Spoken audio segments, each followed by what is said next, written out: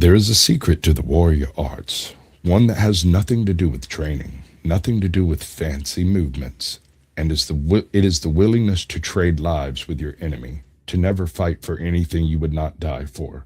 And those who fight for glory or gold or power stand on a shifting sand, not the bedrock of true courage. Obi-Wan Kenobi. Happy Kathleen Kennedy Day, folks. Ain't that the bestest thing ever?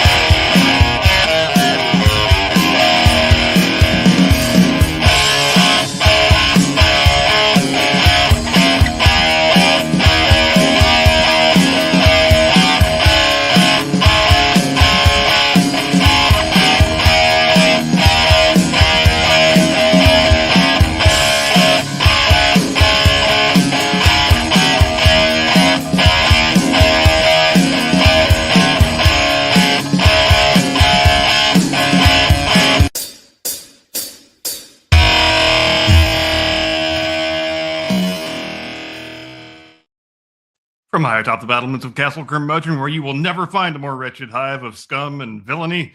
Good evening, Mr. and Mrs. America, and all ships at sea. Welcome to the Blast Radius. Glad to have you with us tonight.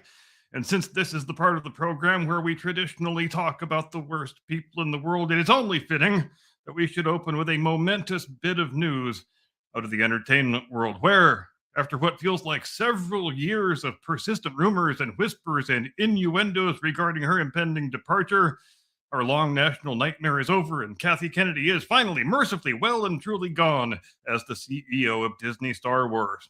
It's all too easy to forget as we sit here in January of 2026 that back in 2012, when Bob Iger and the Mouse House purchased George Lucas's namesake studio and its associated subsidiaries for the price of $4 billion, the Star Wars franchise only consisted of 2 film trilogies, a handful of animated series, the holiday special that everyone likes to pretend didn't happen, and a vast licensed expanded universe of novels, comics, and games that existed alongside, but were not necessarily strictly binding upon George Lucas's own canon. And that corpus of content took 35 years to be created. If we go back a bit farther to the spring of 1999, when people were camping out on the sidewalk for over a month in order to be the first ones to see what wound up being one of the worst highly profitable movies anybody ever made, the Star Wars universe at that point, over the first 20 plus years of its existence, in the larger part of the public consciousness at least, amounted to 3 movies and very little else. If you were a really hardcore fan, you might have read the Alan Dean Foster novelizations and the trilogy of Timothy Zahn sequel books, which is to say, to the extent that Star Wars gained an outsized cultural footprint, which it very much did, it didn't have anything to do with a high volume of content. It had to do with the fact that a lot of people really liked the modest amount of content that there was. And what was Kathy Kennedy's first act when she took the reins of what was now Disney Lucasfilm? Well, she declared that all of that expanded universe content was now non-canonical, and she flushed it right down the shitter. Because by God, this is the Kathyverse now, and you insolent plebes better start getting used to it. The Kathyverse is going to be very gynocentric, very politically progressive. It's going to contain so much live action content that nobody could ever keep track of it all. And much of that content is going to be so cringe-inducingly awful that some revisionist historians will be impelled to argue that the films of the prequel trilogy were actually good movies. That $4 billion purchase price, when we factor in nearly a decade and a half of inflation, translates to around $5.5 billion today. Is the Star Wars brand worth $5.5 billion right now? It almost certainly is not. In point of fact, it might not even be worth more than the 2012 sticker price. And why is that? It's because George Lucas understood something that Kathy Kennedy does not. It's a thing Disney used to understand, but which they stopped understanding when Bob Iger took over, namely that scarcity creates value. Constant streams of new content, on the other hand, diminish value, and especially when the new content sucks. But because George Lucas understood that scarcity creates value, he was able to make a trio of very god-awful movies that still made a shitload of money. He made the most wildly successful film trilogy in the history of the world. It ended in 1983, and he obstinately refused to make any more films for over a decade and a half. And that mattered. That's why the brand was worth $4 billion in 2012, even though half of the 6 movies were really quite terrible. But when Kathy took over, her marching orders from Mr. Iger were perfectly clear. We want content, content, content. We want so much content that people don't even have a chance to take a breather after watching the last Star Wars thing before it is time to watch the next Star Wars thing. And of course, there was something larger and far more sinister at work here too, and it has much to do also with Disney's acquisition of Marvel Studios in that same year of 2012, but we will get to that in due course. First, let's do a brief post-mortem, or as brief as it can be given the sheer amount of content, of live-action Disney Star Wars under the stewardship of Kathy Kennedy.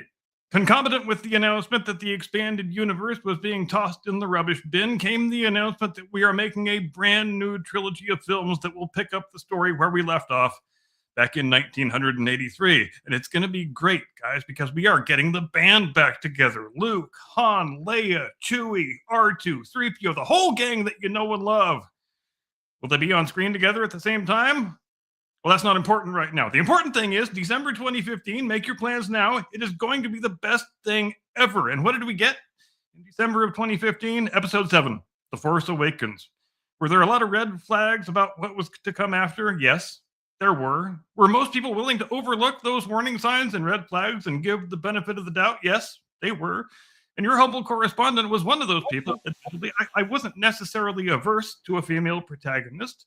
Is it weird that she is a perfect Mary Sue girl boss who magically knows how to do everything the plot requires of her and don't need no man for nothing? Yeah, kinda. Is it weird that Luke Skywalker got reduced to a narrative MacGuffin who only makes one very brief wordless appearance at the very end of the film? Yeah, kinda. Is it weird that we brought Han Solo back just so we could stab him in the heart and chuck him off a bridge? Yeah, kinda. Is it weird that we had to turn Leia into General Leia because being a princess just isn't feminist enough? Yeah, kinda. But it's okay. It's way better than The Phantom Menace. It feels, aesthetically at least, like we're in a Star Wars movie, at least compared to the prequel trilogy when there was just people in big green rooms pretending to interact with things that weren't there. So it's an improvement, even if we are damning with faint praise. So mark your calendars for episode 8. It comes out in 2 years. It's going to be fantastic. Oh, but no, you actually don't have to wait 2 years. You know why? Because we are not just making a sequel trilogy. We are also making new standalone Star Wars movies. In fact, we are going to put out a new Star Wars picture every single year until the goddamn end of time. And how exciting is that? So in addition to marking your calendar for episode 8 in 2017, mark your 2016 calendar for Rogue One, a Star Wars story. Remember that one line in the original Star Wars about how somebody stole the plans for the Death Star? Well, we are giving that one line of dialogue its very own movie. You are welcome. Is it weird that we get another Mary Sue girl boss protagonist who is perfect at everything and don't need no man for nothing, who doesn't crack a single smile in the entire film? Yeah, kinda, but that's not important now. The important thing is, would you look at all those Memba berries? If Memba berries were hardcore porn, this picture would be the bastard love child of Deep Throat and Debbie Does Dallas. Look, it's Darth Vader. Look, it's Grand Moff Tarkin. Look, we dragged Peter Cushing out of his grave just for the occasion. Look, AT-ATs, X-Wings, and Admiral Akbar. Remember that guy? Me too. Why, it's all I can do to avoid touching myself right here in the theater, so I sure am excited for episode 8. And then 2017 arrives, and along with it, Rian Johnson's The Last Jedi. This time, the warning signs and the red flags were pretty difficult to ignore. You had a director who seemed to take great delight in mocking and antagonizing Star Wars fans on Twitter. You had a bought and paid for entertainment press who were so over the top and so obsequious with their advanced reviews, so effusive and so unconditional in their praise, making this thing out to be like the Citizen Kane of the space opera genre, that it was difficult not to surmise that there was something else going on here, and it was something not altogether good. Our perfect, infallible Mary Sue girl boss who don't need no man for nothing makes her triumphant return, and she is even more perfect at everything now. Personality-wise, she's gone from, I don't know, she seems a bit full of herself, but I'm willing to overlook it, straight to, this chick is so insufferable, she probably sits around sniffing her own farts for a leisure activity. Meanwhile, Luke Skywalker has had his name changed to Cucky Simpington. He is a middle-aged white male, after all, and middle-aged white males must never be portrayed favorably. If you liked Luke Skywalker as a kid and you're upset seeing him depicted like this, it is your own damn fault for having a white male hero. Maybe you will think twice the next time, you damn filthy misogynist. And so, Luke Skywalker, Jedi Knight, savior of the rebellion, archetype of duty and honor and moral virtue for the whole galaxy, fights his last battle on a Zoom call and promptly drops dead from a broken vagina. If you toxic white male assholes had a problem with that movie, well, it is because you are toxic white male assholes. Because all the fancy professional film critics said it was the greatest thing since tampons in the boys' restroom. So clearly the problem lies with you. In any event, mark your calendars for 2019 because we are going to finish this piece of shit trilogy, though we are not exactly sure how. We already fired the first director and rejected 3 different scripts, so who knows, maybe we will just bring J.J. Abrams back, a man who has never successfully finished a story in his whole natural-born life, and tell him to finish the story. But it's going to be great. Just you wait and see. Oh, but you don't need to wait that long, because remember how we stabbed Han Solo through the heart and chucked his geriatric ass off a bridge? Well, we've got a peace offering for all you whiny fucks who didn't like that. And what's more, we are still obstinately sticking to our plan of releasing a new Star Wars picture each and every year, no matter how much it continues to devalue the brand. So mark your calendars, you toxic white male assholes, for 2018 and a little piece of work we like to call Solo, a Star Wars story. You remember that one line from the first Star Wars where Han Solo says some shit about making the Kessel Run in 12 parsecs? Well, get this. It's going to blow your mind. We took that one line of dialogue and made a whole movie about it. Is this the second time we have done that? That's not important now. The important thing is consume product and get ready for next product. And I bet you didn't even know Lando Calrissian is a pansexual who fucks robots. But that's the kind of invaluable universe-expanding lore that you can expect from the Han Solo movie. Did we fire the directors halfway through production because they just weren't Kathy-tastic enough? That's not important now. Just shut up and consume. God damn it. Speaking of consumption, did you know streaming platforms are a thing now, and Disney has its own streaming platform? You know what this means? Lots and lots and lots and lots of Star Wars streaming content. At least 10 times more Star Wars streaming content than any sane person could ever actually want. And even better, it is all going to suck. A lot.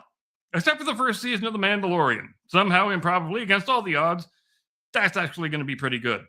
Everything else, not so much. I bet you didn't even know you wanted a streaming series about Boba Fett, or a streaming series about Obi-Wan Kenobi getting girl-bossed around by a sassy 9-year-old Princess Leia, or a streaming series about some dude from the Rogue One movie whose death you have already seen, or a streaming live-action series about a cartoon character that didn't exist in any of the films, but she is a female girl boss who don't need no man for nothing, so obviously she gets her own show, or The Acolyte. And really, how does one even describe The Acolyte, except to say that if you've ever fantasized about being a deeply untalented, deeply unhappy Hollywood lesbian who used to be Harvey Weinstein's personal assistant, who somehow, by some impossible stroke of luck, was given $300 million to make a Star Wars series, then you were in The Acolyte's target audience. So admittedly, it's a bit of a niche product. That's probably why it was watched by approximately 18 people in total. And even all 18 of them agreed it was a piece of shit, because when you've crossed the bridge of lesbian space witches doing a song and dance number How many bridges are there left to cross, really? Oh, but we still haven't dealt with the final cinematic installment of the Cathyverse Rise of Skywalker 2019. The one where we had to reanimate the corpse of Emperor Palpatine and make him the big bad final boss because we were so totally out of ideas, which obviously completely invalidates and undermines everything Luke Skywalker did in the original trilogy. It makes Darth Vader's moral redemption totally meaningless, but those guys were toxic white males anyway, so it doesn't matter. The important thing is, our flawless girl boss protagonist still don't need no man for nothing. She rescues the universe solely through the mighty power of estrogen, and then she moves into Luke Skywalker's house and steals his name. It is a very happy, very uplifting story. But do you remember the climactic scene at the end of that picture where the reanimated Emperor Palpatine has Rey and Kylo Ren both standing in front of him, and he's like, ooh, yes, this is just what I've always wanted, and he tries to suck all the Force juice out of both of them? Well, I've got a bit of a metaphor to drop on you that goes to my overarching thesis. Replace Emperor Palpatine with Mickey Mouse. Replace Rey and Kylo Ren with Star Wars and Marvel. Because I think that's exactly what Disney was trying to do when Bob Iger decided to acquire both of those properties in that same year of 2012. Star Wars and Marvel had both demonstrated the ability to do something that Bob Iger's Disney very badly wanted to do, namely, to retain customers into adulthood who would normally age out of the brand when childhood ends. If Disney could acquire that ability, if they could suck out that Force juice, then it wouldn't matter if they utterly ruined those two brands in the process. The expenditure would be more than worthwhile in the long run. And there's no mystery in any of this. When Bob Iger became the head of Disney in 2005, he said right out loud, he put it down in writing that this was what he wanted to achieve with Disney. When you have to recapture each generation of children, there is too much uncertainty in that. You have to rely on parents passing their own nostalgic attachments down to their kids, and can they be relied upon to do that? That used to be Disney's model. It was their model for a very long time. You remember the commercials they used to show during the VHS era and the DVD era, where they would say, remember such and such classic Disney movie? We are releasing it just for a limited time, and then it's going back in the vault, so you better act now and share it with your kids while you have the chance. It goes back to that whole concept of scarcity creating value, even if the scarcity is false, invented, and contrived. But Bob Iger saw too much margin for error in that model. Capture the children and keep them permanently captured, he said. Don't let them age out of their brand loyalty. Turn them into grown adults who spend all of their disposable income on the same Disney characters and products that made them happy when they were 7 or 8 years old. He looked at Marvel and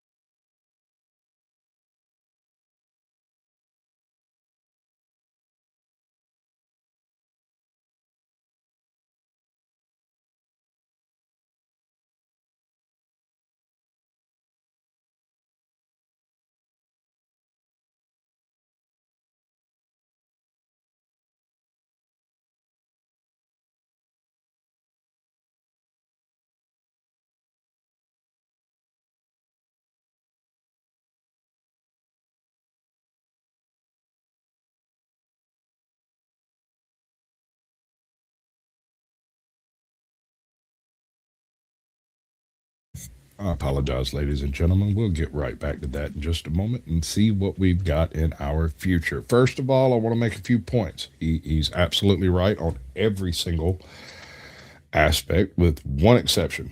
The second season of Andor was acceptable.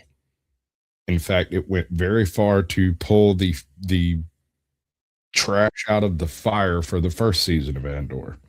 Welcome back, brother. You back in gear? I guess momentarily at least.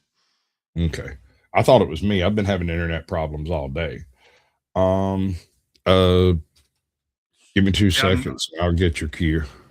I'm not sure where I dropped off. I got to set this thing back up though. Yeah. Give me a second and I'll get your cue. Okay. Something Marvel.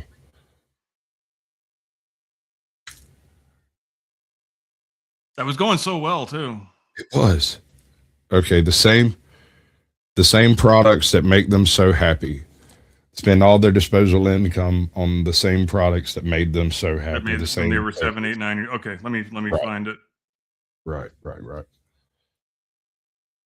Right. Okay. Also, if you want to watch something Star Wars that has absolutely nothing to do with Star Wars, and you want to watch a fun, happy show that kind of makes you feel better, but still has all of the proper woke talking points without it being like pelvic thrusted directly into your eye sockets, check out Skeleton Crew. It's a dopey sort of there is really nothing good specifically that I can say about it except that it's not terrible, and it's Goonies in space, and what's not to love about that? It's worth a watch. Indeed. The dialogue's horrible, the plot's terrible, there's no part of it that makes any sense, but does it really need to in order to be a fun watch? All right. I think I've got my spot if you want me to pick back up. All right, do your own count in and we'll let it fly. All right. You remember the commercials they used to show during the VHS, DVD era? Remember such and such classic Disney movie? We're releasing it just for a limited time, then it's going back into the vault, so you better act now and share it with your kids while you have the chance. It goes back to that whole concept of scarcity creating value, even if the scarcity is false, invented, and contrived. But Bob Iger saw too much margin for error in that model. Capture the children and keep them permanently captured, he said. Don't let them age out of their brand loyalty. Turn them into grown adults who spend all of their disposable income on the same Disney characters and products that made them happy when they were 7 or 8 or 9 years old. He looked at Marvel and Star Wars and saw two brands that had demonstrated the ability to do just that. And he wanted to suck out all of that precious force juice. And it's difficult to argue that he didn't succeed. By the company's own estimates, on some days, upwards of 50% of the visitors to Disney parks are childless adults. When people line up to get a hug and a picture from a Disney character, sometimes most of the people in the line are obese, childless female adults. There is an entire Disney adult internet subculture where people proudly wear that label without a hint of shame or embarrassment. And because childless adults who exist in a state of permanent arrested childhood are overwhelmingly more likely to be of a leftist progressive political bent, it only stands to reason that the Marvel and Star Wars brands should be hollowed out and turned into vessels for that same ideology. Not because anybody in the corporate boardroom actually believes in those politics, but because aligning the company in that direction aids in the cause of creating more Disney adults and capturing ever larger shares of their income. But I know what you're wondering right now, and it's a thing that I wonder too. The fatal flaw in this strategy is that when you turn Disney into being primarily a lifestyle brand for childless adults, when those people inevitably die in that same state of childlessness, aren't you still faced with the problem of finding a new generation to capture? Well, yeah, you are. But I guess from Bob Iger's perspective, he will be dead and gone with all of his money made by the time that becomes an issue for his successors. So what the hell does he really care? Meanwhile, the rest of us are left to grapple with the fact that there is nothing healthy or normative about a society in which a significant portion of the adult population is intentionally childless and only cares about children's products. How do we fix that? Well, I can't say. But recognizing that it's a problem, and a problem whose ramifications extend far outside the world of entertainment, would seem to be a necessary first step. And if you take issue with any part of this thesis, then be warned. If you flame me in the chat, I shall become more powerful than you can possibly imagine. I am done. That's all I've got, which means we have reached the part of the program where I transmit you into the custody of my distinguished colleague, your illustrious co-host, the only Jedi Master who resembles an overgrown Ewok, the one and only, your friend and mine, Mr. Caucasian Sasquatch. Tactical nuke incoming!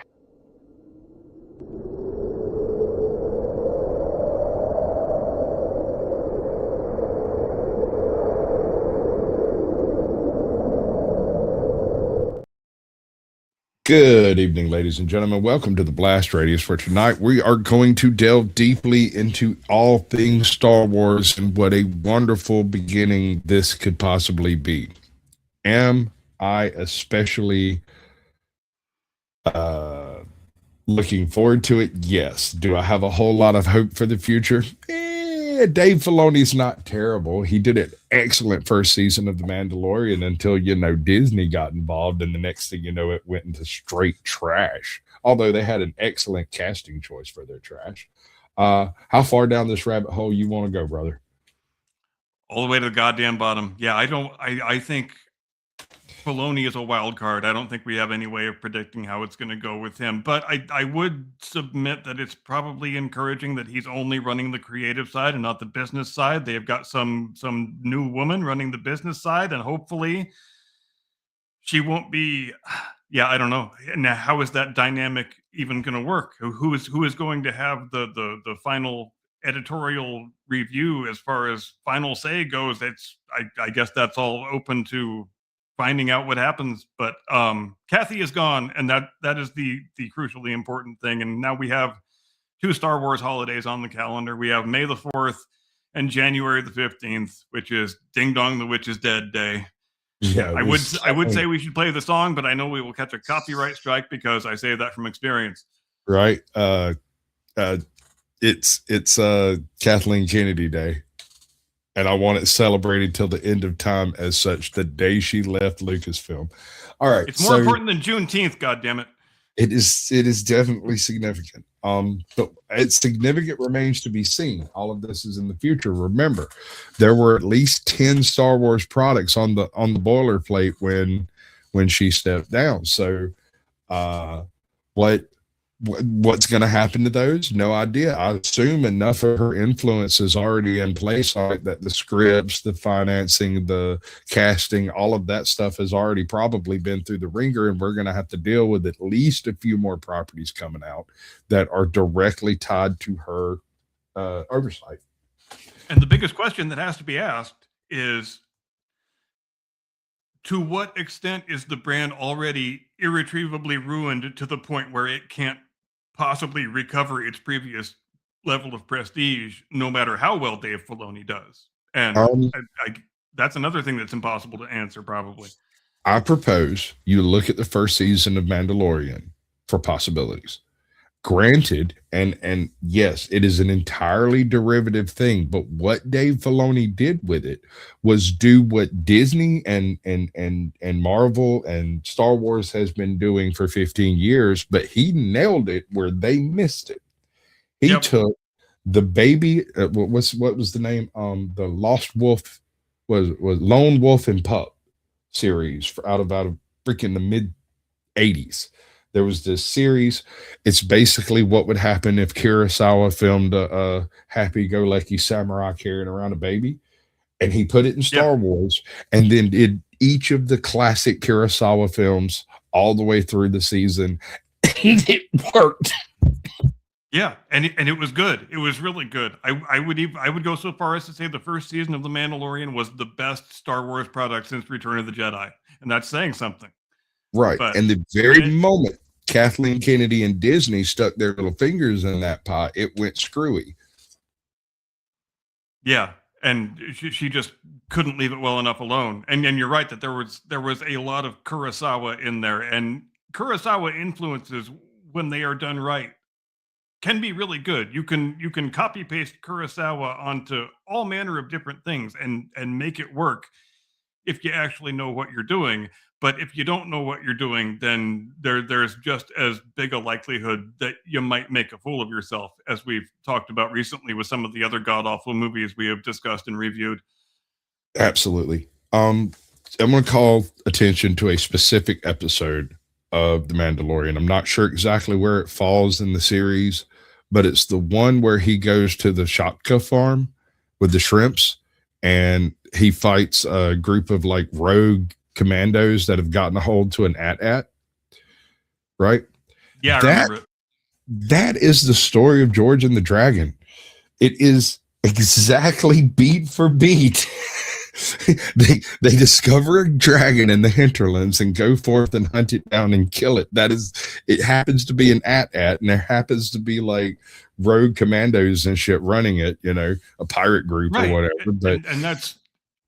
And that's a lot of what makes that first season of that show so worth watching and so high quality. It's the creator recognizing that, and it's a crucial thing to recognize when you are in the creative business, the fact that every archetypal story has already been told 1,000, 2,000, 10,000 times already, and you earn your stripes as a creator by learning how to effectively I don't want to say copy paste, but translate those story archetypes into things that are relevant in the franchise that you're working in and the time in which you were living. And he did a lot of those things right in the first season of that show. And it's really a god awful shame that he couldn't have just been left alone and to continue by his own devices. And I think things were already going downhill with that show when the Gina Carano thing happened. But once the Gina Carano thing happened, that thing went off the cliff into Eastwood Ravine and crashed in a big fiery ball of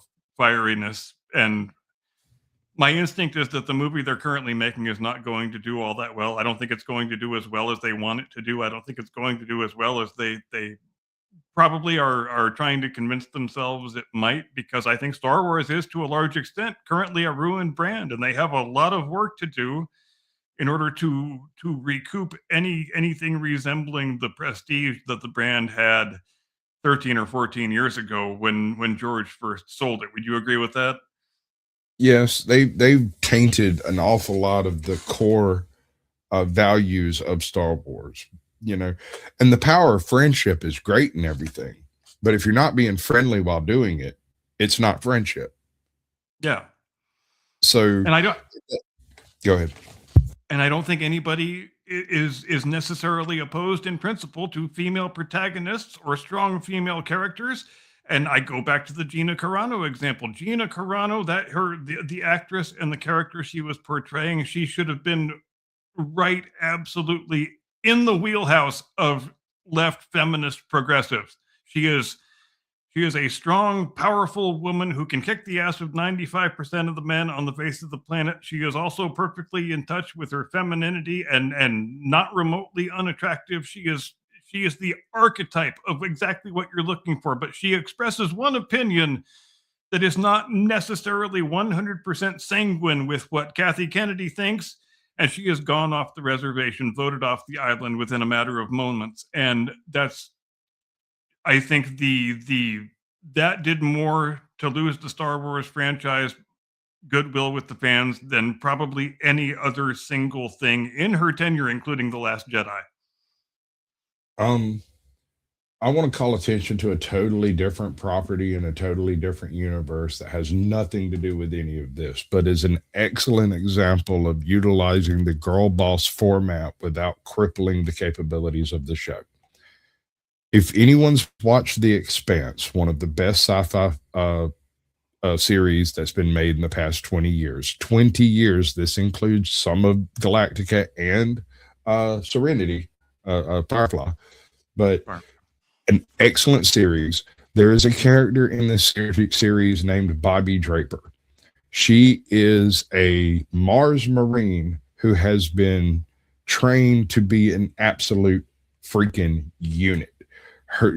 When you see her interacting on set with the different other Marines, whether they're Mars, Earth, or the Lunar Corps, or whoever, she has a stage presence that is undeniable.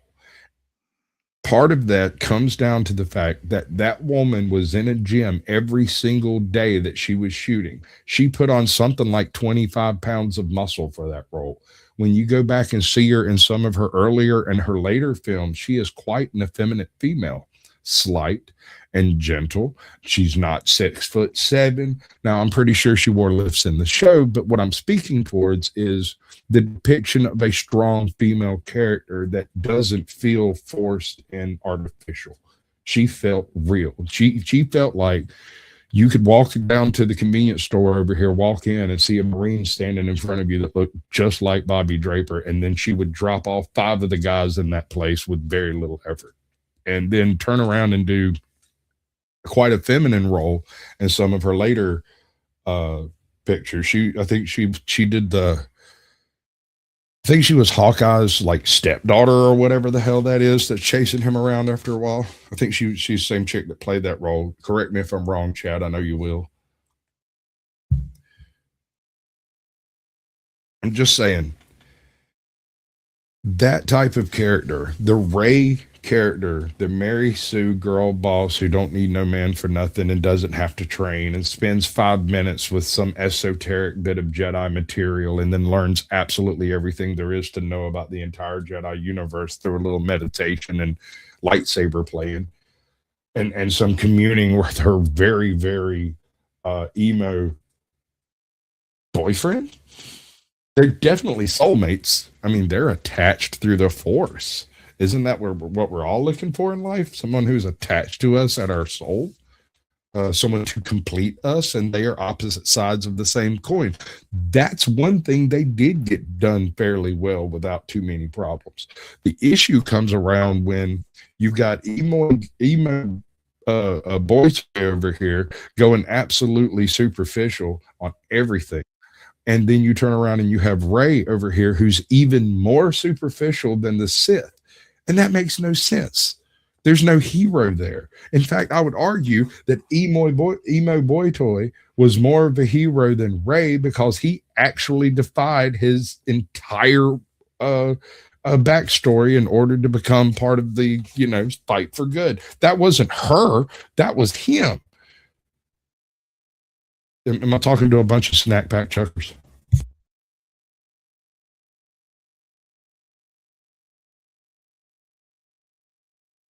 Well, damn it, I'm going to keep leaving him a spot to answer until he stops freezing on me. But it's not just him. I'm having my own problems over here.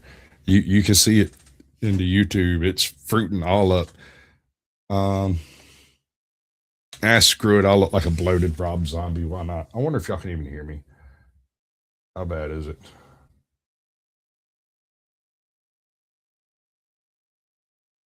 Okay, cool. We can hear.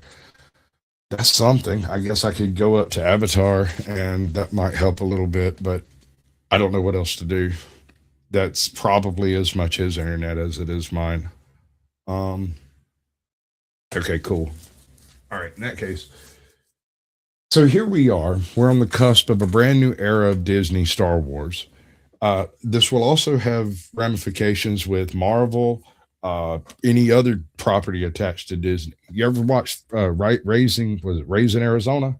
Disney owns Raising Arizona. There was some shit rumbling around in the backstages about there being a Raising Arizona series.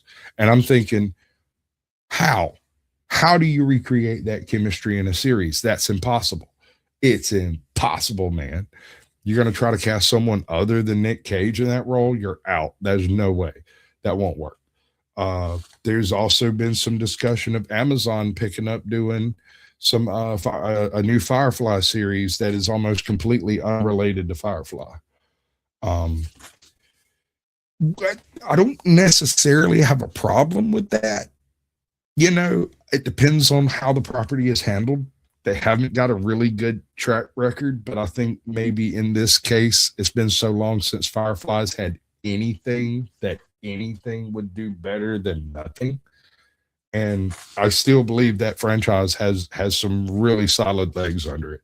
It has a very devoted following. It has an extremely devoted following with absolutely almost nothing. There's no hate watchers out there for that show. You either like it or have never heard of it. And as soon as you hear about it and find out about it, and you hear about Jane and his heroic rise to fame on some mutter planet, you're hooked. I mean, it's perfect.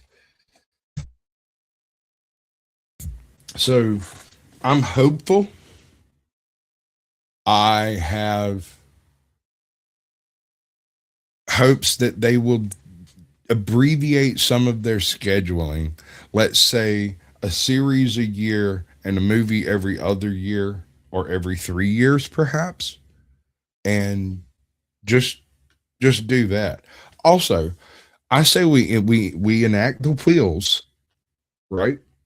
You have a computer AI generated Luke Skywalker wake up from a horrible dream right after the Battle of Endor and say, "Oh my God, I have to go prevent the end of the world." And he runs off, and then we follow some other story away, kind of like they did with Splinter of the Mind's Eye and whatnot. Add yourself as you will. Hopefully this will work this time. I'm really quite sorry. Don't sweat it, dude. I'm having similar issues over here. It's just not quite kicking me. I'm freezing up and stuff. It's not just you. So, hour 16, very heartfelt compatriots are toughing it out with us, and I appreciate it. You went up to 29 during the beginning of the first part of your monologue. You had almost 30 people in here, and then it froze, and it went from 29 to 16. All right, so where were we at? Oh, Jesus fucking monkey. It's only mildly irritating if you let it get to you. The technical issues are part of the show. So Dave Filoni comes in. Instead of doing Kurosawa, he takes a look at some Ray Bradbury, a little bit of hey, all right. You'll get there, dude. As soon as you get back in, I'll let you. As joyous as it is, never being able to get out a single sentence. Oh, this is bad. Turn off your camera. Like, turn off what a pleasant upset that we got through the first. It's chopping up bad, brother. Click your avatar, doohickey. And sometimes that helps with the sound. It'll also make you not freeze up as much because I can't tell. Shh, that's a streamer secret. So Dave Filoni takes a look at a handful of other classics. Let's say Alfred Hitchcock. Let's say he takes a cue straight from Alfred Hitchcock, goes out and starts making serial killer slasher films about the Star Wars galaxy. If it is done properly, that would sell. People would eat that trash up, right? If it was good, absolutely. Flip the script over, change the coin, the other face, right? You look at it and you go, oh, let's take some Isaac Asimov, some of the, and all through all of this, there has to be an awareness of the extended universe and Legends material. As long as the individuals involved in these projects are familiar enough with, like, the way they totally screwed over, in fact, I don't even believe that was Admiral Thrawn, right? I think that was a ringer, because that's been done in Star Wars 2 or 3 times, where somebody traipsed out a chest saying, hey, here's Admiral Thrawn, y'all better be scared. And then somebody walked up, just stabbed him in the back. The Thrawn wouldn't fall like that. Right. We're kind of pretending very falsely that we are dialing back the deletion of the expanded universe, but we're not really dialing it back. Just, here's this character who you may vaguely recognize, and hooray for us, because we're trying to build goodwill with the fandom, but it doesn't really land because you're doing it in a way that's based upon, like I said in the monologue, it's based upon a character from, where is Ahsoka from? She's from the Clone Wars series, isn't she? Yes. So yeah, you're not drawing directly from the material that you've deleted. You're actually including it as a sort of derivative ingredient in a soup of something that you actually do consider an authorized product, and it just doesn't land very well. I don't think it lands as being a disingenuous sort of attempt to claw back a bit of public goodwill when everything you've done has been failing and failing and failing because it sucks so very badly. Yeah. And I do kind of have one complaint about Dave Filoni in The Mandalorian, and I know everyone raves about the show. He was so obvious in his execution from the source material of Kurosawa, and utilizing simply the elements of Star Wars that were useful for visual characteristics, it kind of feels a little phoned in, but then again, it's so well done up to the point where the Mandalorian takes his mask off that you forgive all the fact that you've seen every scene you see here is forgiven because of the depth and texture of the actual presentation, right? When they go in that first episode, when they're on that planet and he lands and he goes to that bar, and I can bring you in warm or I can bring you in cold, and the implication is I can bring you in alive or dead. And that's not it at all. He's going to bring him in alive, but you can be alive and breathing or stuffed in carbonite. I don't give a damn. You know? And there's a fine line you have to walk when you are attempting to transpose the motifs of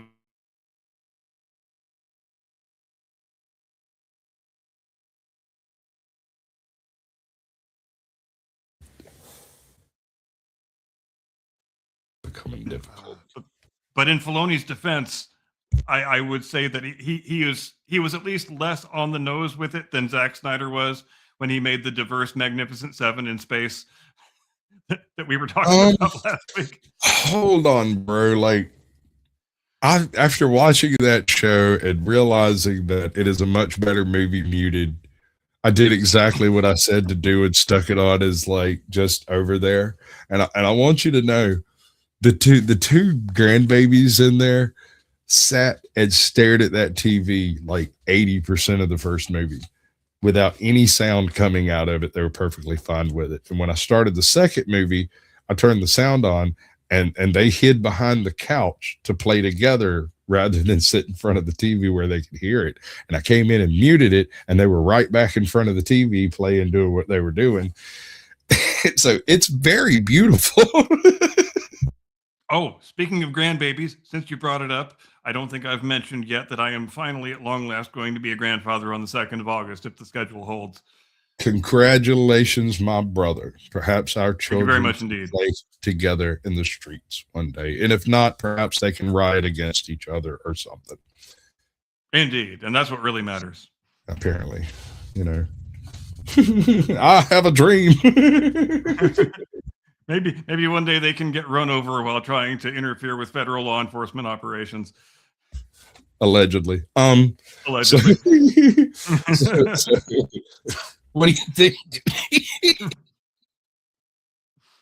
You got me. You got me finally. What do you think about our likelihood of getting good, solid Star Wars properties? I know, it's right? difficult to say. If you're asking me to put a percentage on it, it goes back to the thing you mentioned before, that we first have to clear out the pipeline of all the things that are currently in production that were greenlit by Kathy, because we have more than enough reason to assume that those things are uniformly going to suck. And I think that probably includes the Mandalorian and Grogu movie or whatever it's going to be called. But as soon as we get into the Filoni only era, if indeed he is given, carte blanche in terms of the creative decision making, I would have to rate it 50-50 or better. I mean, that's as optimistic as I'm willing to get, probably. How about you? I was going to go 40-60. Actually, I'll go 40-50 and a 10% chance that it's just the same thing, that nothing changes, right? That it's not actually them running it, that someone else has their finger in the pie. And also we have to rate the possibility, which has to be non-zero, of whether Disney decides to divest itself of the franchise altogether. Yeah, no, we discussed that a few weeks ago, a couple months ago, actually, where we brought up the question: do you divest yourself of Disney or Star Wars or Marvel? And I think you've got to offload Marvel on that one. Marvel is an absolute bust. You can't do anything with it because you've already carved your way into all of these individual actors who now demand millions and millions and millions of dollars each to make appearances. And there's not a really way to make a profit on that, or at least the profit you make is not as useful to the company as it would be if you weren't already $750 million in debt when you started making the movie. And I know we've had the conversation already, but has there been any change in your view regarding how well we think this upcoming Avengers picture is going to do? Because I think it's going to be pretty underwhelming. Based on how well they need it to do in order to get them to where they want to be. Regardless of the actual quality of the film, it will underperform because no one's expecting it to be worth a damn. And are we talking about the Doctor Doom thing that's fixing to happen? Yeah. Okay. And they have completely screwed the pooch with casting Robert Downey Jr. as Von Doom. That, there is only one explicative method that could be the case, and that's if this Robert Downey Jr. is from a alternate timeline universe where Stark became Von Doom instead of becoming Iron Man. But the entire history of this guy, how much do you know about Doom? Less than you, but probably more than most people. Okay, so basically, he is an aristocrat of old money from the old world who lives in a castle and purchased his way into every single thing he does. He is a master, right? Latveria? Something like that. Yeah, it's like Lustivonia or Latveria, whatever. Anyway, one of those made up European Marvel countries. It's a good one. It's like Lithonia or some shit. I can't remember. But anyway, he's an old world, old money aristocrat who is also something of a Lex Luthor level genius, right? He's just Tony Stark. Tony Stark is a really good analog for except he's European with all of the European foibles and things. And he's unconscionably private. He uses like unseen servants and spiritual aides to manage his household, and then has a living staff that are basically there for appearances. Like the butler's the best butler ever, except it's not his butler. He's actually a Aikido master of the fourth genre. You know what I'm saying? The maid's not a maid. She's a hitman from the CIA. the fucking TV repairman's not a TV repairman. He used to do wire work for Black Sabbath. Like, he's the best in the world at what he does. But when you compare him to Stark, there are a lot of similarities in their methodology of how they go about doing shit, with one exception. Von Doom is a magician. He's a fucking wizard, bro. Like, literally. He's like Doctor Strange type wizard, not a Howard Stark not a Howard Stark wizard. And it's a character that carries a lot of baggage based on the previous cinematic depictions, which have always been uniformly pretty terrible. And ranging from terrible to just unconscionably god-awfully embarrassing. And that has to be taken into account too. You also have to take into account that one gets the feeling that there is such a sense of desperation at Marvel Studios that they are trying to jam so many actors and so many characters and so many universes, so many timelines into this one film that there is no way it can possibly succeed.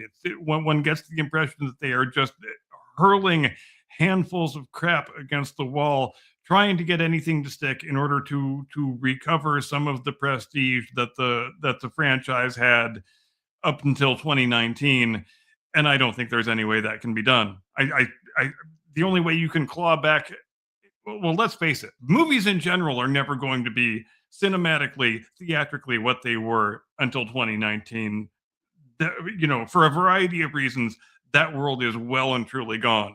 And recovery has to start with an acknowledgement of that fact.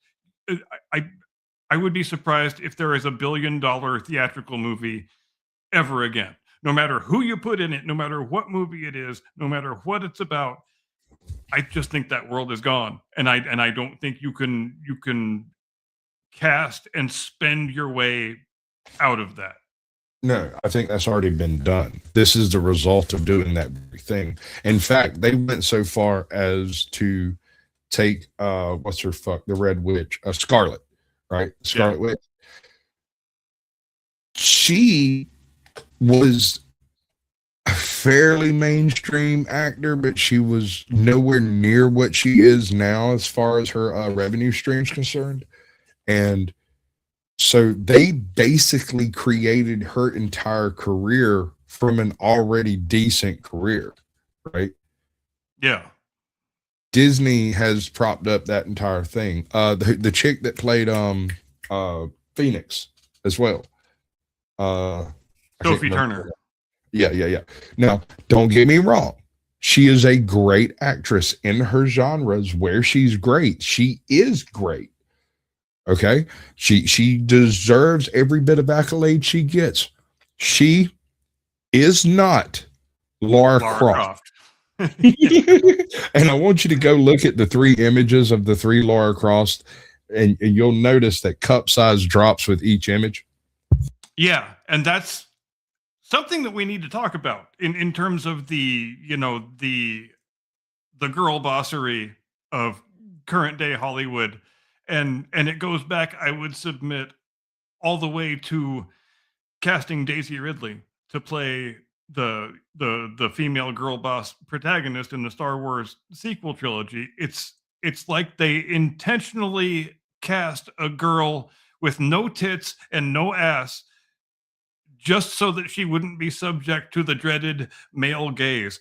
To which I submit, what the hell is wrong with the male gaze? Why is it bad for men to find actresses attractive? When did that become a crime? Because you know what? If the male gaze doesn't exist, the species is going to die out pretty goddamn quickly. And do we want the species to die out? I don't think we do. Is there anything wrong with having hot actresses with big tits and nice asses? I would submit there is not. But Hollywood seems to operate today in the opposite assumption.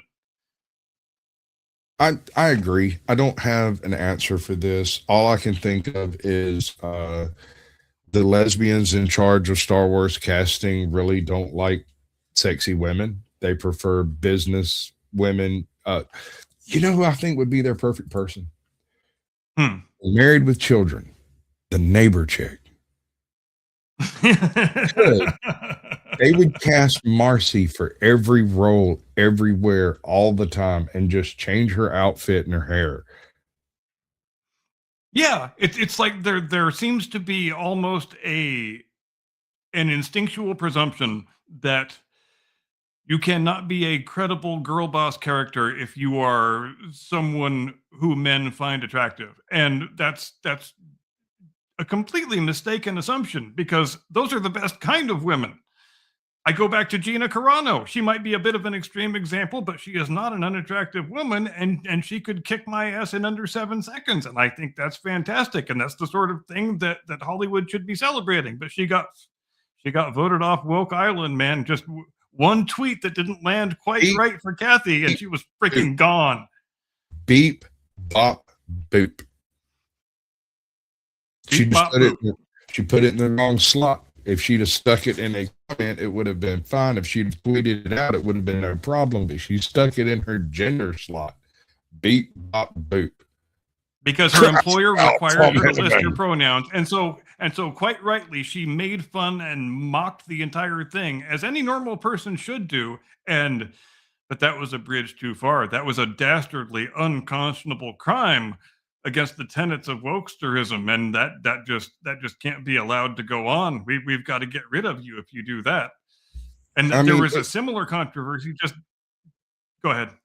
It was a heresy. She committed a heresy against the regime. Yes. That is what you witnessed. Absolutely. I want to know why they haven't put Ronda Rousey in a role somewhere.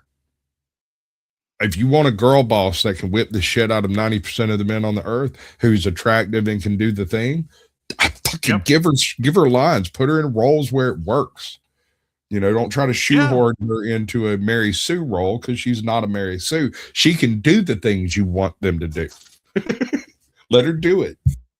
I mean, yeah, she was successful in WWE, so we know that she has, you know, the acting chops that are required for that job. So there's no reason why she shouldn't also have the acting chops that are required to be a girl boss action hero. And she's also, like you say, not an unattractive woman. So why the hell not? I mean, yeah, it seems like she would be right in the wheelhouse of the kind of women that current day feminist Hollywood is looking for. And who knows, maybe she has had offers and just doesn't want to take them because she is not aligned with that sort of thinking. And I can't say one way or the other whether that's true. Yeah, I'm just saying, like, there's dozens of women out there that are not unattractive and capable of performing these roles, and none of them are being tapped in exchange for assistants and secretaries of people to be cast in various spots. Right? Star Wars, Yeah. that Acolyte fucking disaster, man. I'm sorry. I don't Oh mean my to- God. That thing. I don't know. The casting of that thing is absolutely bonkers, bro. Go look at it. Go look at it and tell me that it looks in any way natural, in any way, shape, form, or fashion. There is not a single frame in any of the Acolyte where you go, hey, look, that looks like normal Star Wars. Oh, no. It's Yeah. all weird space witch bullshit. Right, exactly. And without a few really obvious visual cues, would you ever know you were watching a Star Wars product? I don't think you would. No. Well, that's what I was saying about Skeleton Crew? Yeah. Anyway, that's what I was saying about it. It's it has nothing in it, no part of the plot, no part of the it's got all your classic things, from the MacGuffin to the plot problems to your sad, dejected, rejected hero who might be a Jedi, might be a Sith, nobody's really sure. There's the lost treasure, the found pirate ship, the old pirate that's resurrected from the dead to help them along on their quest, and the growth and the arc of every child everywhere wants to have experienced, say, an experience dynamic enough that after that summer they feel more adult for having survived the experience, right? And for some Yeah. kids at summer camp, for some kids it's that, that summer at grandpa's, or the summer at your Uncle Phil's, or it feels right. Why is it so? Go ahead. It feels right for a wacky kid adventure, even though it's over the top, jumps the shark. It feels like grandpa is telling you about something he did when he was 12, right? Yeah.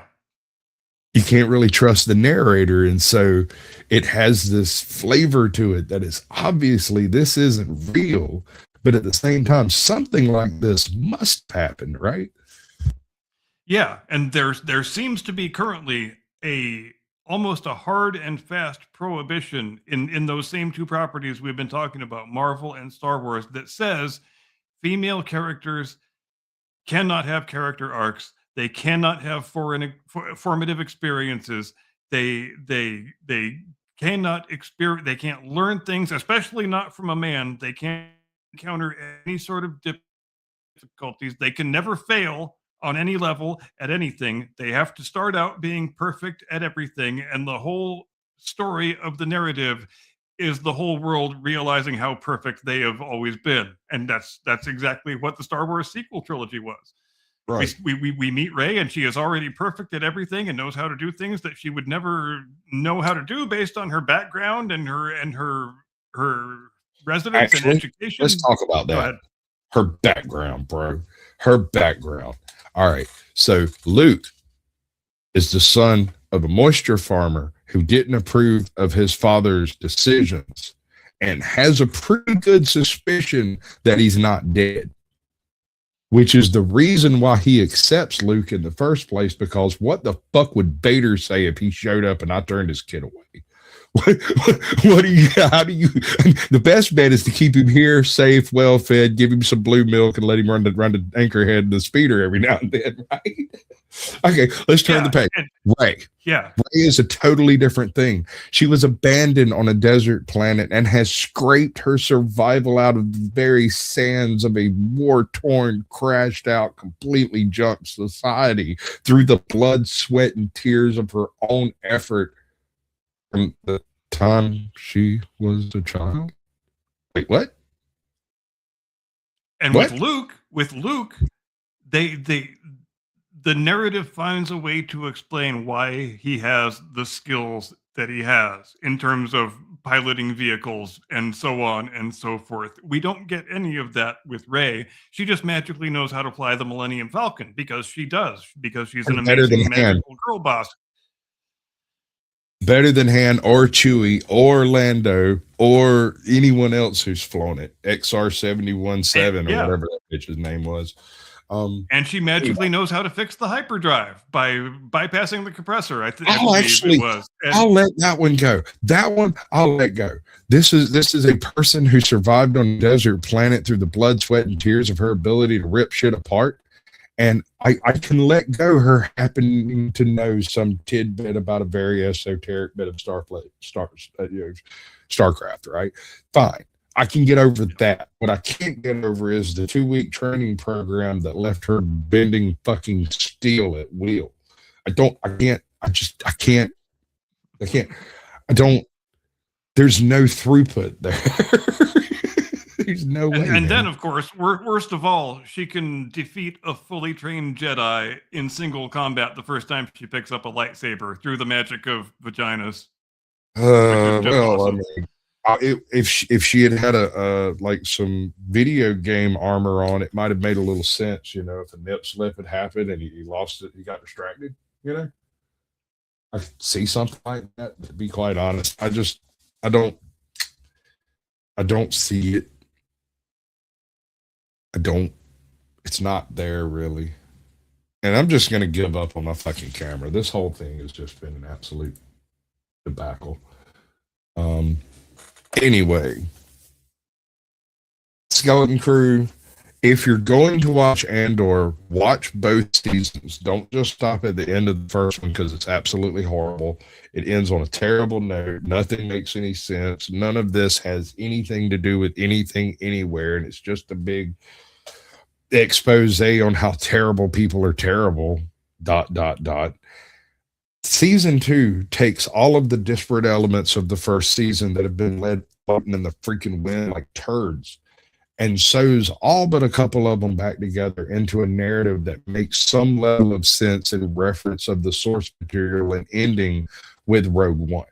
It actually kind of helps Rogue One become a decent movie if you watch it through to completion and then watch Rogue One without getting blurred out by all the other Star Wars material that's out there. It is a fairly succinct database of Star Wars lore that you can go to and be like, okay, if you're going to do oddball Star Wars, this is the way to go about doing it. Season 2 and Rogue One together work.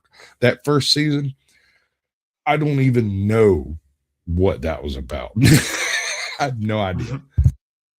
Right. And Rogue One, even though I made fun of it to some extent in the monologue, and I think there are things about it that deserve to be made fun of, especially the preponderance of over-the-top member berries. I will say also, and maybe this is damning with faint praise, that it is the best cinematic motion picture that came out of the Kathy Kennedy era, and I don't think it's really particularly close. What would you say? Let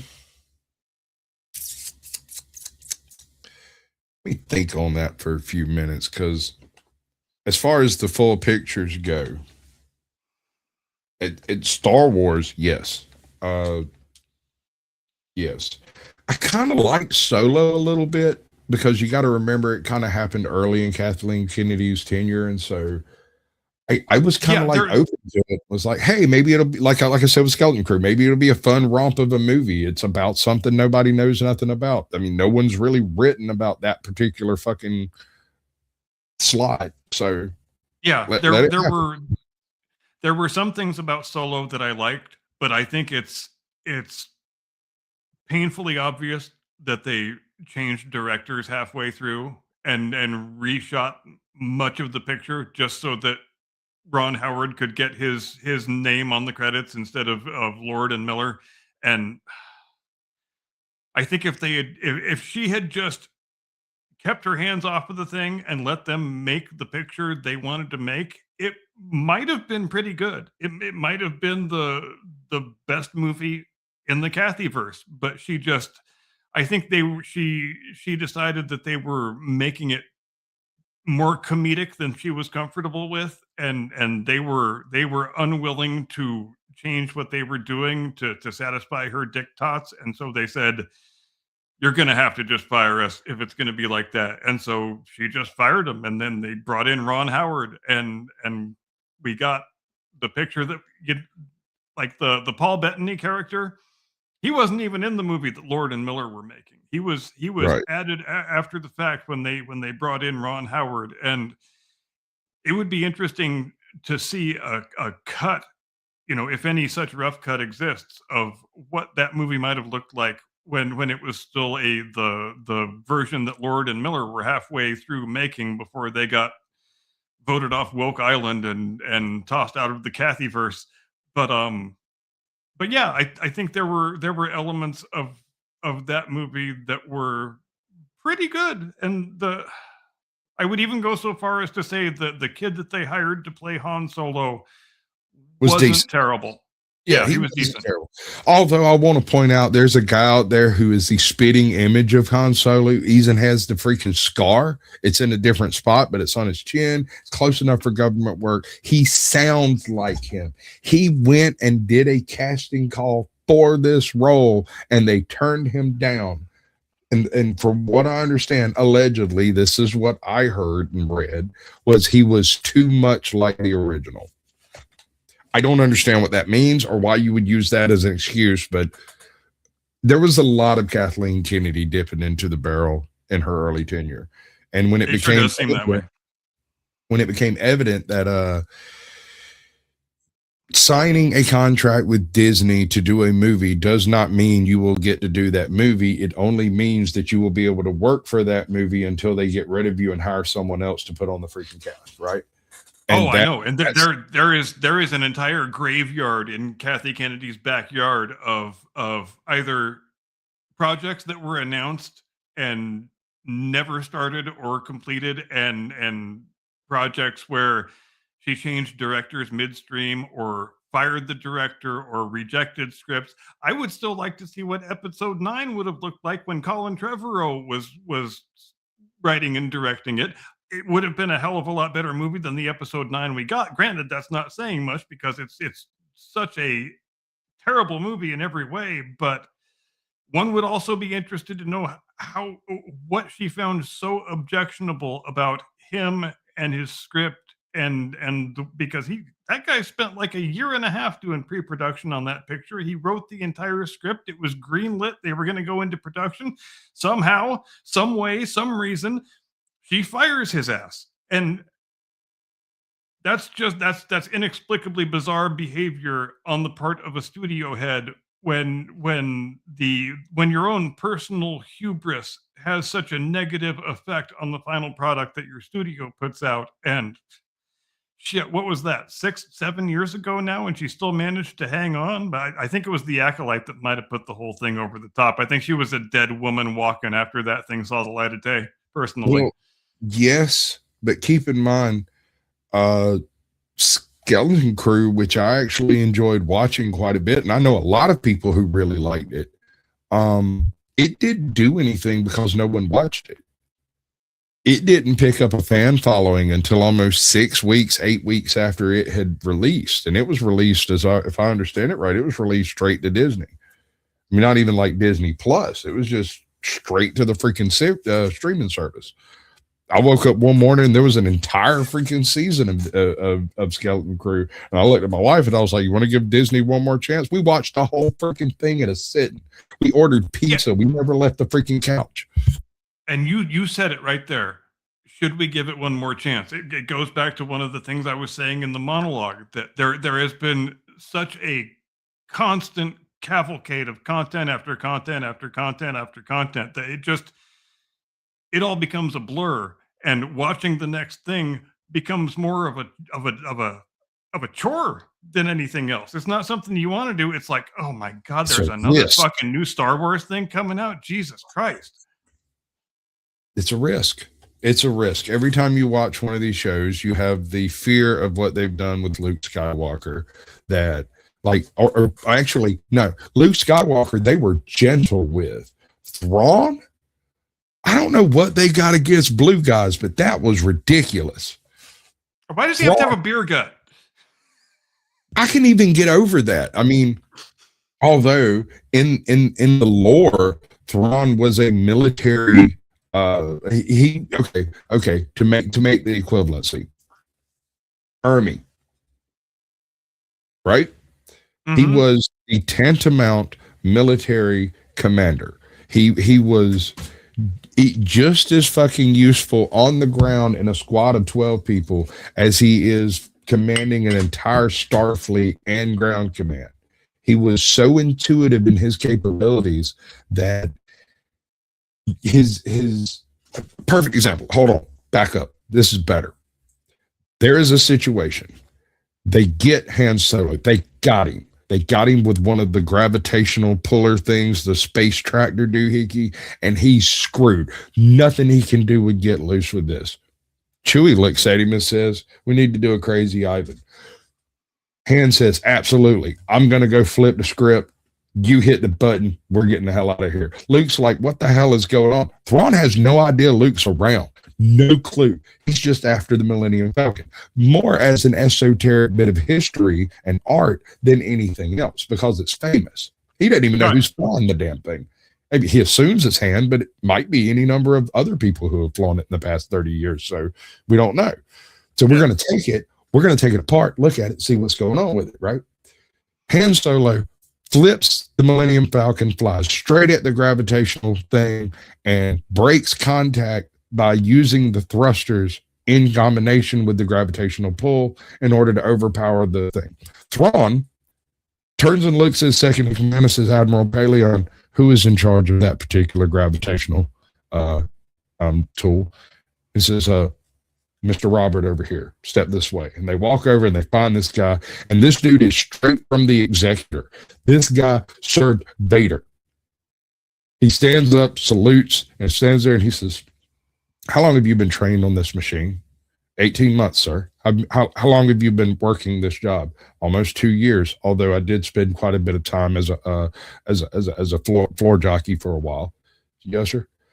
Have you ever been trained what to do in the event that someone with a souped up starcraft were to fly straight at your device? Yes, but only once. And it was in the first few weeks of training. It never crossed my mind that he would be dumb enough to try that. In training, they always run into the emitter. They always hit it. They never actually successfully pull that off. And he's like, "Are you aware that that was the Millennium Falcon?" "No, sir. No one told me who it was." "You know that's Han Solo." "Well, I do know that, but no one told me." "Very good job.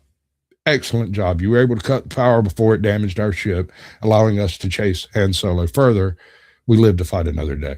And he promotes him on the spot and goes back to what he's doing. And homeboy pissed himself while having this conversation because Vader would have killed him. Yeah, exactly. And that's why it's effective storytelling. Because throughout the whole story, right up until the end, you think the guy is about to get executed and he gets promoted. And that's what makes Thrawn such an interesting character. Better played in the book, dude, because Thrawn doesn't really carry a weapon on him, and he walks over and picks up his weapon and checks whether and how that guy answered the question determined whether or not he lived. Because you were trained, you are well trained enough to have predicted this might happen. You were aware that people try this, but there is nowhere in your training regimen that actually tells you what to do in the event that this happens. And in your experience, there is no successful way to pull this off. So there's no reason for you to think it is possible, right? And okay, very good job, sir. Right? He is ruthless, but he is also fair and reasonable. Yes. And level-headed. Absolutely unemotional. That's one of the features of Thrawn Nudo. Yeah, which is a quality that Darth Vader doesn't necessarily have in great abundance. Well, he's a Sith. He's not supposed to be emotionless. So, like, the thing that the Emperor wanted to do with Thrawn, and I'll get off Thrawn in a minute. He's one of my favorite characters. Timothy Zahn pulled an absolute gem out of the void when he created this character. Oh yeah, he's the best Star Wars character that didn't originate in the first 3 movies. Absolutely, not close. Not even close. He was only ever outsmarted by one individual, and I think his name was Tarek Booster. And he was basically a pirate. He was once part of the Empire, but he was a pirate, and he tricked Thrawn into basically giving him a Star Destroyer by using targeting systems from a bunch of different missiles they had stolen, but they had already sold all the missiles. And so the Star Destroyer calls back to the Chimera Thrawn and is like, hey, they've got 3,000 locks on us. And he's like, well, Thrawn goes, ask them what they're going to do with their prisoners. It says they're going to leave us on the station. Surrender the vessel. We need the manpower more than we need the material. Scuttle everything you can scuttle, leave the vessel functional, and get rid of all the turbolasers, right? Like, give them a boat, but not the boat they think they're getting. And he takes it and turns it into a casino, a hyperspace capable casino that can come to your planet and have a party. It's brilliant. He paints it bright red. It's awesome. And that brings me back to the point of when Kathy took over, rather than, looking at the expanded universe, taking what she wanted. If the objective was truly to make a really awesome series of movies that Star Wars fans would have loved, then that would have been a no-brainer. She would have brought in Timothy Zahn to write screenplays of those 3 novels that are already much beloved by the fandom.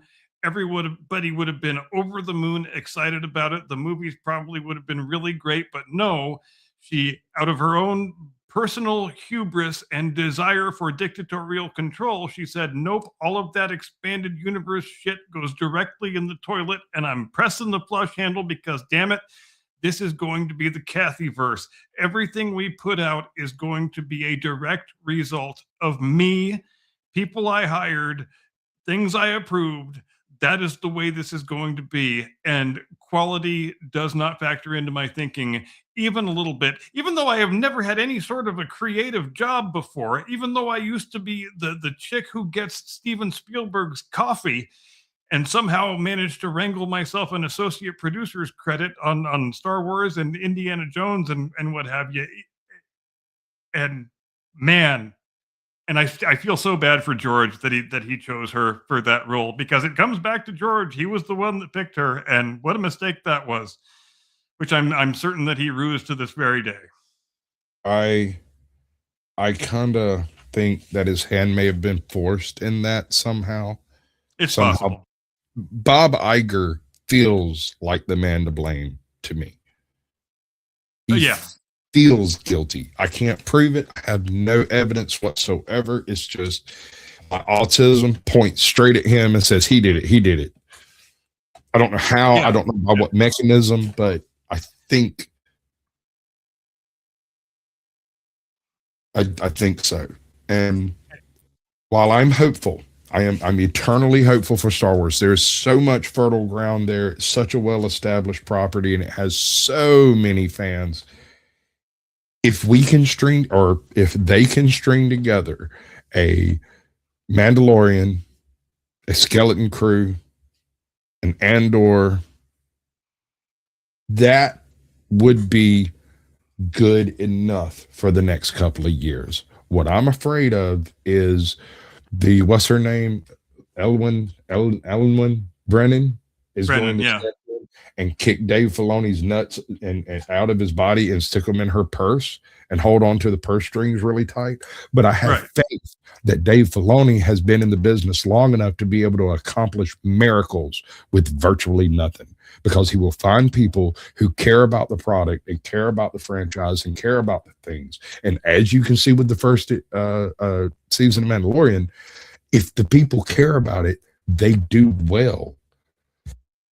And we still don't know what that power structure is going to look like. We know that she is going to be in charge of the business end and he is going to be in charge of the creative end, but there has to be one or the other has to have final power of the veto. And typically that would be the person on the business side who holds the purse strings. And as you mentioned, we don't know anything about this woman, at least I don't, but there certainly is the possibility that she is just, like you said, looking to put this dude's balls in her handbag, and that's the only thing that matters. And she is going to be making decisions with that in mind, and not necessarily the quality of the product that they are putting out. And that will all have to remain to be seen. So this throws me back to the Kubrick Shining. We've talked about it before, what a nightmare the filming of The Shining was. Kubrick was such a stickler for detail that he had some of those scenes run 126 times. Homegirl lost her voice twice. She had a full-on breakdown. Jack Nicholson scared her so fucking bad she still had nightmares when she was like 40. Like 20 years later, she would wake up in the middle of the night hearing Jack talking in the other room and shitting herself. that was Kubrick's defining feature as a director. He liked to induce actual, honest to God, mental illness in his actors because he thought that produced better performances. And and part of that is making people run a take 50, 60, 70, 80 times, even when you've already got something perfectly satisfactory already. Just keep doing it anyway because you like being a cruel taskmaster. Yeah, Kubrick was a real piece of work. Oh yeah, dollar bills on that one. But what I'm getting at is this: Stephen King hates that film. He when everything was signed initially with the filming house, and I can't remember who filmed it, but it's like Full Moon Entertainment or some crap like that, and King had absolute creative control over it. And then when Kubrick was signed to direct, he allowed that control to be taken from him because he trusted Kubrick's vision. They talked, they discussed it, and then Kubrick went and made the thing that he made, which, by the way, is one of the greatest films made in the history of the horror genre, because it's completely unique and has nothing that dips into anything else anywhere. It is its own nugget of absolute terror. Right. And that's a good thing. It allows it to stand by itself as its own property without the support of Stephen King or any of his fans, because they're Shining fans. But if you're Stephen King, you're looking at that and saying, well, this, irrespective of how objectively good it is as a motion picture, viewing it in isolation, it is not a sufficiently faithful adaptation of my novel as I was hoping for, and consequently, that is why I hate it. And these are the things that happen when creative minds butt up against each other. Have you read The Shining Unabridged? Many years ago, yes. Okay. It is a quite faithful adaptation. There are some things in it that are not in it that maybe should have been, and there are some things that are in it that were never mentioned in the book. But the things that you see that aren't in the book are kind of like, well, it had to have happened, right?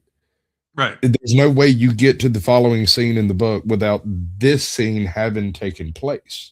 And so I got to give respect to Kubrick for his ability to extrapolate scenes to add to the narrative rather than to just recreate a narrative that was in front of us, right? Right. He could have come in and done a scene by scene comparison and done it like it was a comic book panel or whatever, and he didn't do that. He came in and gave you more of what made The Shining than Stephen King gave you in the first draft. Exactly. And you have to acknowledge the fact that the next novelist who is totally pleased with a filmic adaptation of their work is going to be the first one, because they are never fully pleased, because it's impossible to make the movie the way that they imagine the book in their head.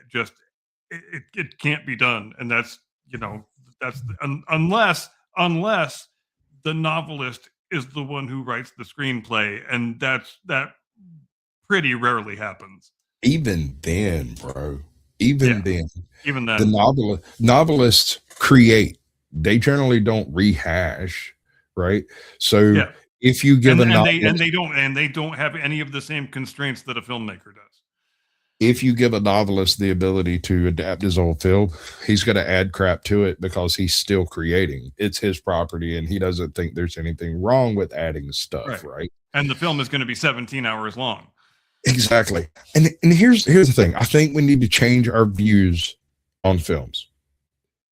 I don't think it's necessarily inappropriate to have a 4-hour epic movie.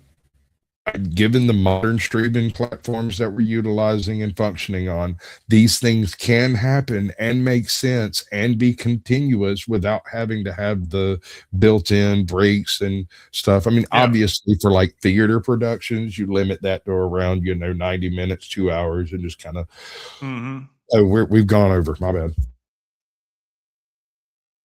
Oh, should I do the thing? Ladies and gentlemen, thanks ever so much for joining us here on the Blast Radius tonight. We do deeply apologize for the technical difficulties that we experienced from time to time, but we know you are a very forgiving audience, and we do thank you very much for that. We hope you have a fine tomorrow and an edifying Tuesday and a very pleasant rest of your week. We will see you back here next Sunday evening, 8 Eastern, 5 Pacific. Like we always do, we will be loaded for bear and have lots more fun and frothy stuff to discuss. Take care. See you next time. Get off my lawn. Kathleen Kennedy, it's great to see you go. This one's for you, for the homies we lost. Bye.